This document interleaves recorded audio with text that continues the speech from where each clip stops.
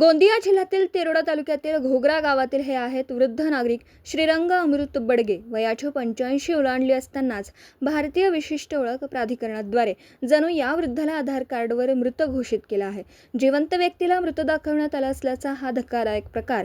जेव्हा हे वृद्ध नागरिक शेती संबंधित कामासाठी आधार केंद्रावर गेले असता मृत झाल्याचं आधार कार्डमध्ये दाखवण्यात आलं असल्याचं माहिती त्यांना मिळाली.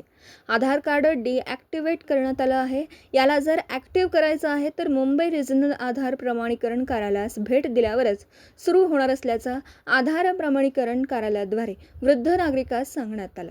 अशा वेळी या वृद्ध नागरिकांनी जावे तरी कुठे? या वृद्ध नागरिकाला शासकीय योजनांपासून वंचित राहावं लागणार का?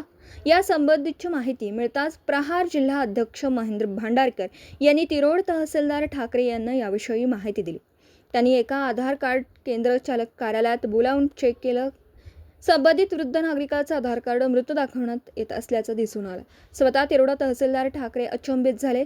जिल्ह्यात ज्या नागरिकांचं आधार कार्ड बंद झालं आहे अशा नागरिकांचं आधार कार्ड सुरू करण्यासाठी जिल्ह्यात आधार केंद्रांना सुरू करण्याची परवानगी देण्यात येईल, अन्यथा प्रहार आंदोलन केल्याशिवाय राहणार नाही, अशी ताकीद महेंद्र भांडारकर प्रहार जिल्हाध्यक्ष यांनी प्रशासनाला दिली. गोंदियाहून प्रतिनिधी अमरदीप बडगे. महादेव भांडारकर, प्रहार जिल्हाध्यक्ष गोंदिया.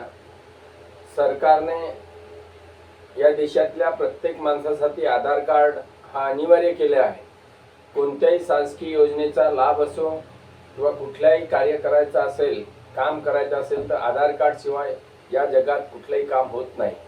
परंतु या आधार कार्ड एजन्सीमध्ये असा एक घोळ दिसून आलेला आहे की तिरोडा तालुक्यातील घोगरा या गावातील श्रीरंग बडगे शेतकरी 85 वर्ष हे जिवंत आहेत, परंतु त्यांचा आधार कार्ड हा मृत्यू दाखवत आहे असे निदर्शनास आले.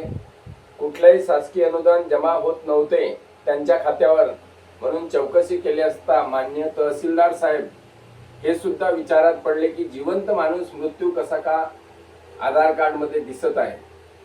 जिल्हा कार्यालय आधार कार्ड इथं चौकशी केली असता असे कळले आणि धक्कादायक बाब म्हणजे तो आधार कार्ड पुन्हा चालू करायचा आहे तर मुंबई ठिकाणी जाऊन त्या इस्माला नेऊनच तो आधार कार्ड चालवते.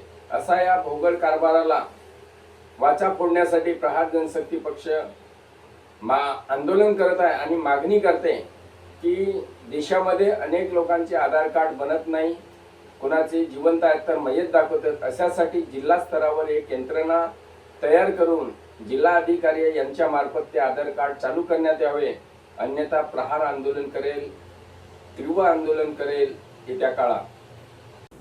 दिवसभरातील घडामोडींचा आढावा घेण्यासाठी पाहत रहा N24 मराठी न्यूज चॅनल.